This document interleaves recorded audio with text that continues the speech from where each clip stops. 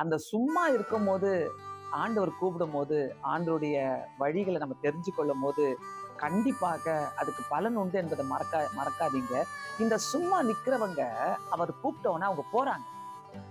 நாங்க வரமாட்டோம், நீங்க பாத்துக்கோங்க அப்படின்லாம் சொல்லல. இன்னைக்கு நம்ம நிறைய பேர் ஆண்டவர அழைப்ப கொடுத்தோம், நம்ம சும்மாவே இருக்கிறோம். என்ன பண்றீங்க? வீட்டுல சும்மா தான் இருக்கிறேன். ஏன்? 2 பைபிள் ஸ்டடி அட்டென்ட் பண்ணலாம்ல, 2 ஜபம் பண்ணலாம்ல, ஊழியத்துக்கு போலாம்ல, சர்ச்சுக்கு போயிட்டு பல காரியங்களை செய்யலாம்ல, உங்க பாஸ்டர்ஸ் கூட சேர்ந்து ஊழியம் செய்யலாம்ல, இது மாதிரிலாம் செய்யலாமே. சும்மா நிக்கிறோம், சும்மா தான் இருக்கிறோம். சும்மா தான் தூங்கிட்டு இருந்தேன், சும்மா தான் சீரியல் பார்த்துட்டு உட்காந்துட்டு இருந்தேன், சும்மா தான் சினிமா பார்த்துட்டு உட்காந்துட்டு இருந்தேன். இந்த சும்மா இருக்கிறதுக்கெல்லாம் நம்மளுக்கு டைம் கிடைக்குது. ஆனா ஆண்டவருக்கு டைம் கிடைக்காது. சும்மா தான் பாஸ்டர் இருந்தேன், சும்மா தான் இருந்தேன் அப்படின்னுவாங்க. அப்ப அந்த வார்த்தையை கேட்கும் போதே ரொம்ப இரிட்டேட்டிங்கா இருக்கும். எப்படி உங்களால சும்மா இருக்க முடியுது?